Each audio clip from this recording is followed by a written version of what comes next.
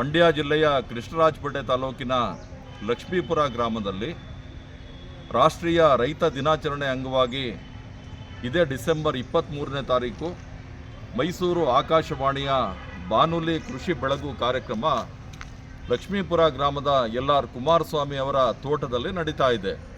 ಕೃಷ್ಣರಾಜಪೇಟೆ ತಾಲೂಕು ಕೃಷಿಕ ಸಮಾಜದ ಸಹಯೋಗದಲ್ಲಿ ನಡೀತಾ ಇರುವಂಥ ಈ ರಾಷ್ಟ್ರೀಯ ರೈತ ದಿನಾಚರಣೆ ಕಾರ್ಯಕ್ರಮ ಚೌಧರಿ ಚರಣ್ ಸಿಂಗ್ ಅವರ ಜನ್ಮದಿನದ ಅಂಗವಾಗಿ ಈ ರಾಷ್ಟ್ರೀಯ ರೈತ ದಿನಾಚರಣೆ ಕಾರ್ಯಕ್ರಮ ನಡೀತಾ ಇದೆ.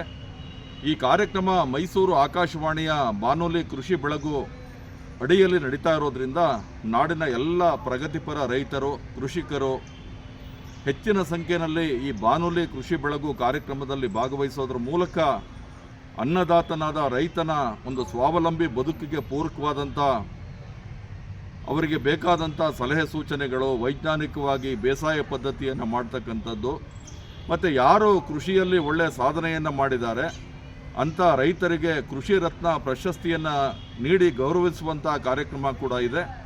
ಆದ್ದರಿಂದ ಹೆಚ್ಚಿನ ಸಂಖ್ಯೆಯಲ್ಲಿ ರೈತ ಬಾಂಧವರು ಈ ರಾಷ್ಟ್ರೀಯ ರೈತ ದಿನಾಚರಣೆ ಕಾರ್ಯಕ್ರಮದಲ್ಲಿ ಭಾಗವಹಿಸಬೇಕು. 23ನೇ ತಾರೀಕು ದಯಮಾಡಿ ಎಲ್ಲರೂ ಕೂಡ ಕೃಷ್ಣರಾಜಪೇಟೆಯಿಂದ ಕೇವಲ 8 ಕಿಲೋಮೀಟರ್ ದೂರದಲ್ಲಿರ್ತಕ್ಕಂಥ ಲಕ್ಷ್ಮೀಪುರ, ಹರಿಹರಪುರ ಮತ್ತು ಬಂಡಿಹೊಳೆ ಮಧ್ಯದಲ್ಲಿ ಸಿಗ್ತಕ್ಕಂಥ ಈ ಲಕ್ಷ್ಮೀಪುರ ಗ್ರಾಮದ ಕುಮಾರಸ್ವಾಮಿ ಅವರ ತೋಟದಲ್ಲಿ ಅವರು ಕೂಡ ವಿಶ್ರಾಂತ ಇಂಜಿನಿಯರ್ ಆಗಿದ್ದಾರೆ. ಪ್ರಗತಿಪರ ಕೃಷಿಕರಾಗಿ ಕೃಷಿ ಚಟುವಟಿಕೆಗೆ ತಮ್ಮನ್ನು ಸಮರ್ಪಣೆ ಮಾಡಿಕೊಂಡಿರುವಂಥ ಪ್ರಗತಿಪರ ಕೃಷಿಕರಾಗಿರುವ ಕುಮಾರಸ್ವಾಮಿ ಅವರ ತೋಟದಲ್ಲಿ